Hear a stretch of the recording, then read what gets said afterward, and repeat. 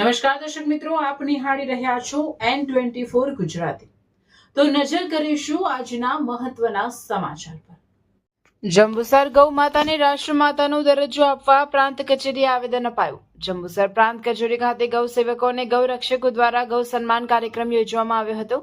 આ પ્રસંગે ગૌ માતાને રાષ્ટ્રીય દરજ્જો આપવાની અને ગૌ હત્યા વિરુદ્ધ કડક કાયદો બનાવવાની પ્રબળ માંગ કરવામાં આવી હતી। ગૌ સેવા સમિતિના સંયોજક ઋષિભાઈ રાવલ અને અન્ય આગેવાનો દ્વારા પ્રાંત અધિકારીને આવેદનપત્ર પાઠવી ગૌ વંશના સંરક્ષણ માટે રજૂઆત કરાઈ।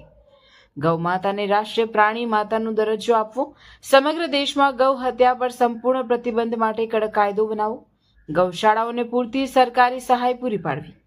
કાર્યકરોએ જણાવ્યું કે ગૌ માતા માત્ર ધાર્મિક પ્રતીક નથી, પણ આરોગ્ય અને ગ્રામીણ અર્થતંત્રનો મજબૂત આધાર છે।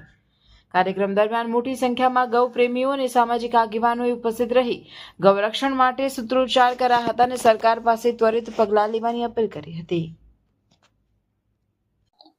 જય શ્રી રામ, જય ગૌ માતા। મારું નામ ઋષિભાઈ રાવલ છે અને આજે જંબુસર તાલુકામાં જે આખા ગુજરાતના તમામ તાલુકાઓમાં આજે 7 મે નક્કી થયેલ છે કે ગૌ માતા રાષ્ટ્રમાતા બને અને ગૌ હત્યા સંપૂર્ણ ભારતમાં બંધ થાય, એ માટે કેન્દ્રીય સ્તરીય કાનૂન બને એની માટે અમે સહી અભિયાન ચલાવીને અહીં પ્રાર્થના પત્ર આપ્યું છે નાયબ કલેક્ટર શ્રીને। અને જંબુસરના તમામ હિન્દુ ભાઈઓ બહેનો ગૌ પ્રેમીઓએ આનામાં ભાગ લઈને અમારો તથા આખા દેશમાં આ કાર્યક્રમ ચાલે છે એમનો ઉત્સાહ વધાર્યો છે।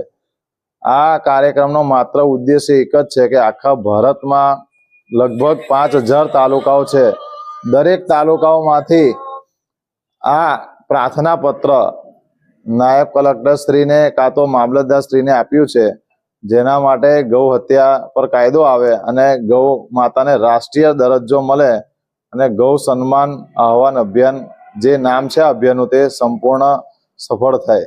જય ગૌ માતા, જય શ્રી રામ।